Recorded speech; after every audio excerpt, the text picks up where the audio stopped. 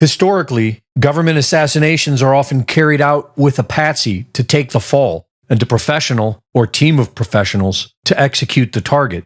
This ensures success and gives the appearance that there was no conspiracy. It all gets blamed on a mentally disturbed lone gunman. But the alleged would-be Trump assassin was willing to go on a suicide mission. It was an easy shot, and he had at least 5 years of marksmanship training. The independent work of Asget Industries shows how our young suicide assassin could have been the lone gunman. But she is restricted to using the limited information we have gotten. According to the sound analysis of Mike Adams, there were at least 3 shooters. I think round 1 is probably Crooks. Round 2 is Crooks. Round 3 is Crooks. I think these 3 rounds are Crooks. It's my guess. Rounds 4 and 5 are from the same distance as Crooks, but they are not Crooks. I think rounds 4 and 5, right here. I think rounds 4 and 5 are from a rogue Secret Service team in the building that Crooks was on top of. So that's my guess. Round 6 is from medium range sniper.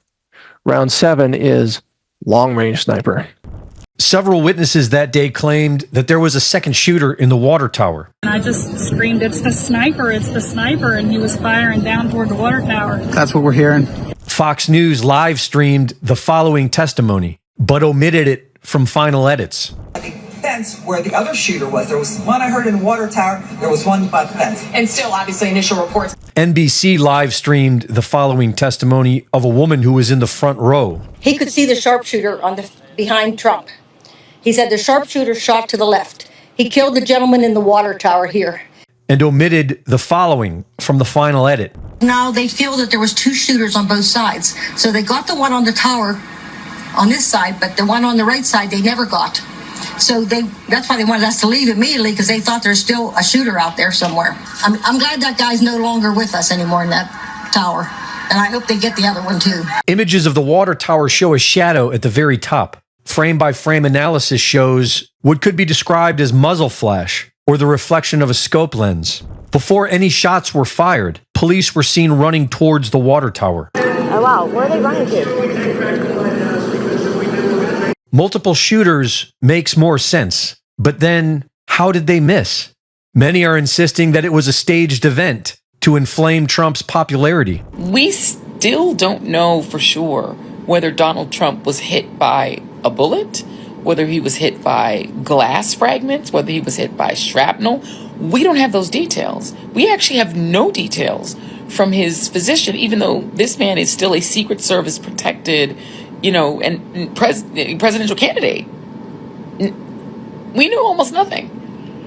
Why? Why don't we know that much? We don't know why for 9 full seconds Donald Trump was allowed to stand back up during an active shooter situation, even though they at that point had said the shooter was down. How would they have known if there were more shooters or not? Nobody knew that there could have been 5 shooters for all they knew. Yet they allowed him to stand up in the middle of that, crisis and pose for a photo and fist pump the air so he could get the iconic photo. And then they allowed him to stand up again outside of the SUV instead of just shoving him into the SUV. That seems really unusual. What is the actual injury to Donald Trump's ear that's under that bandage? Shouldn't we know that by now? If it was fake, it was a flawless performance.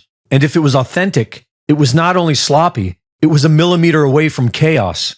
Either way, Trump is now seen by many religious people as being ordained by God, and by others as being the Antichrist, who believers have been expecting to survive an assassination attempt.